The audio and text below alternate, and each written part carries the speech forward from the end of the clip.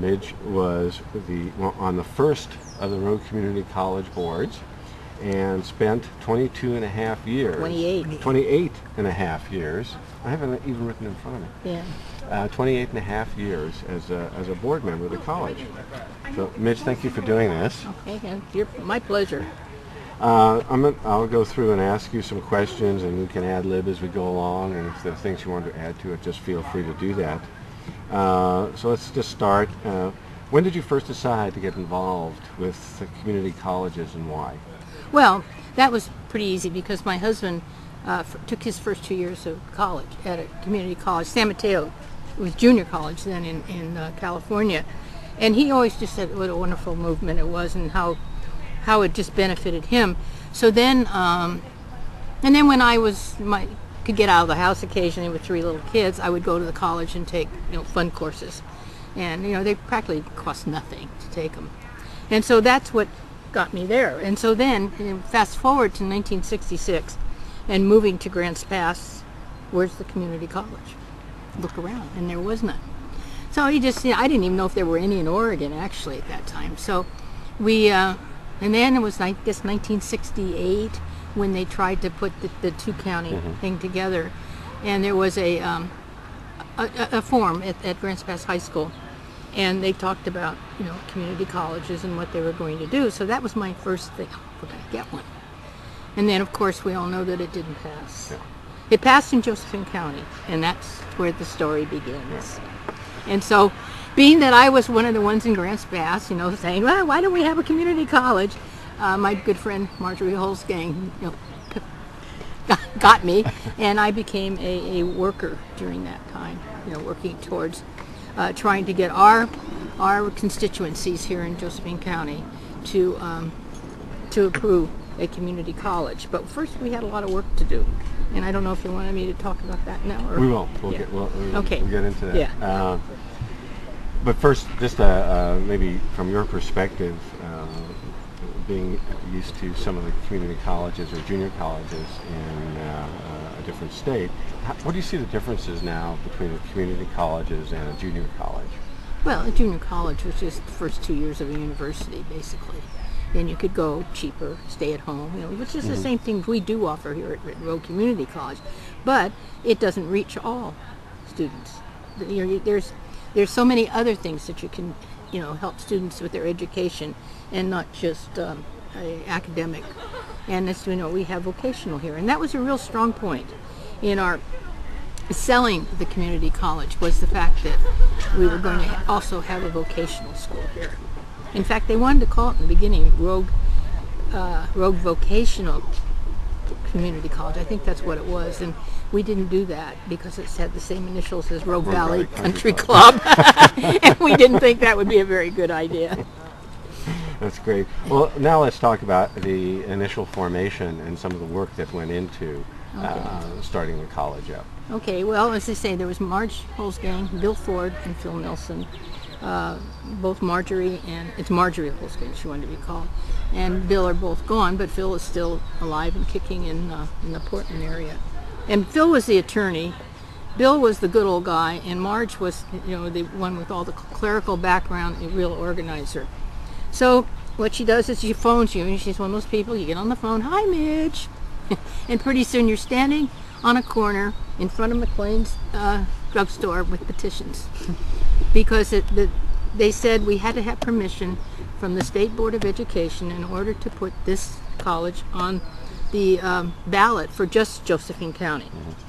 And so they said, oh, well, we have to get, I think it was like 3,000 signatures in 4 or 5 days. I can't remember that's exactly. But anyhow, so we stood on the corner. And then I remember my neighbor and I went to, I think it was a basketball game or something in the Grants Pass High School. And when you go to church and they pass the basket and there's one guy at one end of the row and there's another guy at the other end of the row.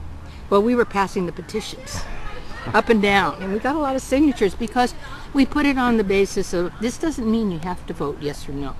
This just means we have an opportunity to let people know that this is something that this would be good for our community. So we did it, and they got their petitions, and then the 3 of them went over to the State Board of Education, I guess monthly meeting, and it was held in Lakeview. And when it came up in front of the board, there were a couple of naysayers. And so they had quite a debate, and eventually the board said, we will take a vote. They took a vote. There were 4 yeses and 3 noes. But that's all you needed was those 4 yeses, and so we could go ahead and do this. And so I can remember after all said and done, and this went on the ballot, and it passed, that when we went to some of the meetings, those 3 people that didn't vote yes all came back and said, we're proud of you. We should have voted yes. That's great. Yeah. That's great. Yeah. So when did you decide to run for the I didn't board? decide. Marjorie Holzgang decided.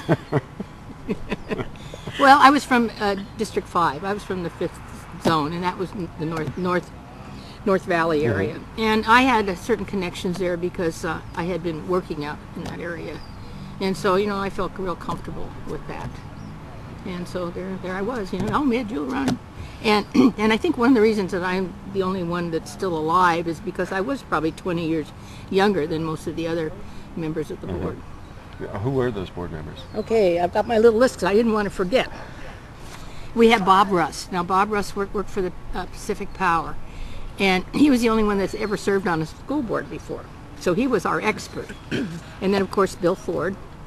And then Ben Wright, who was a happy-go-lucky dentist. Lyle Haley, who was another dentist. So we were really well represented by the dentistry.